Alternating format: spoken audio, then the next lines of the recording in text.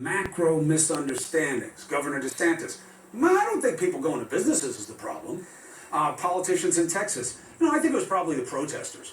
That's why things are changing. Those are just nonsensical assertions, or do I have it wrong? No, I mean, at this point, because there is so much inertia going into this growth of cases, because there's so much virus out there, we have to do everything we can to pull it back. I mean, Governor DeSantis, he was, as we know, I mean, you've shown the clip, he was doing victory laps, and I think the entire state took a cue. And the cue was that the virus started to then really, spread throughout that state. So even now, compared to a month ago, the same strategies you would have used a month ago, the idea of sort of like maybe starting to incrementally let things happen, you can't do that now. We lost that chance. We lost that opportunity. We lost that ability to make the decision. The virus is now making the decisions for us. The idea that people are still saying, we're weighing the decision about masks, we're weighing the decisions about reopening. You can keep doing that. But the reality is the virus will make the decision for you. Hospitals will become too crowded. People won't have anywhere to go. The virus is going to dictate all that, and it's already happening in some of these places, Chris. Well, the good news is that in Florida, at least everybody at the briefing today had masks on, including the governor. We're still not getting that on the federal level, and we have this bizarro situation going on where Fauci, and now we've heard from others, saying, we really need a coordinated national effort. They're on the task force. The vice president is in charge of the national task force, and we don't have a national strategy? Have you ever heard of anything like that?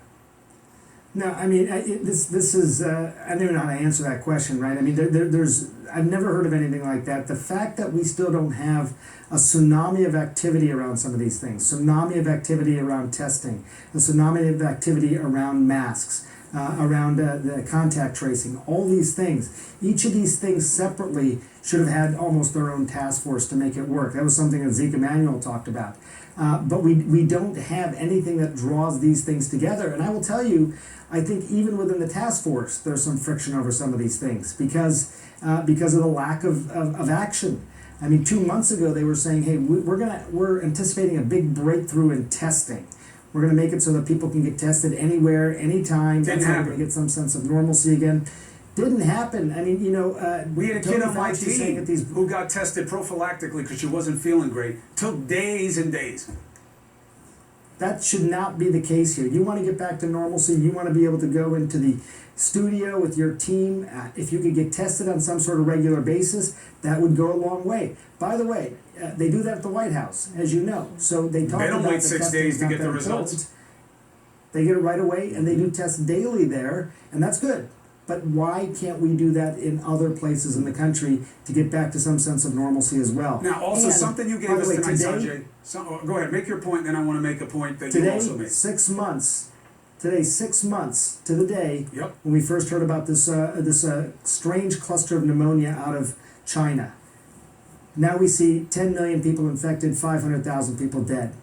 6 months to the day, Chris. National emergency's been over 100 days, I think almost 110 days, and we just had Dr. Fauci say, and he hasn't been the only one to say it, there is no national coordinated plan to deal with these situations. Now, something that you pointed out, important for people, because people are making the right choices. All over the place, I see them wanting to cover their faces. But what you use matters. Will you put up the full screen of how far coughs travel based on different materials that Sanjay's team gave us? Please, or I'll read them out loud. Yeah. Okay. None. Yeah, 8 feet is the typical cough travel distance. Bandana, 3.6. Folded hanky, 1.25. A commercial cone mask, 8 inches. Stitched mask, 2 layers, 2.5 inches. So, the farther you go away from the actual masks that people would want you to wear, the more it can go. Bandana, 3.6, huh? That sucks. A lot of people are wearing bandanas. You got to fold it over. I mean, that makes a difference. We have the video. I don't know. You can show the actual video of what it looks like in someone who is masked versus non-masked. It's not perfect, but you start to do the math there, and you'll see that's a exponential decrease in transmission. There it is. Is that Take you the coughing? fuel out of the fire. That is not me coughing. No, that is a model. Now put the mask on this person. You're going to see how big a difference it makes if you do this under a. Take a look.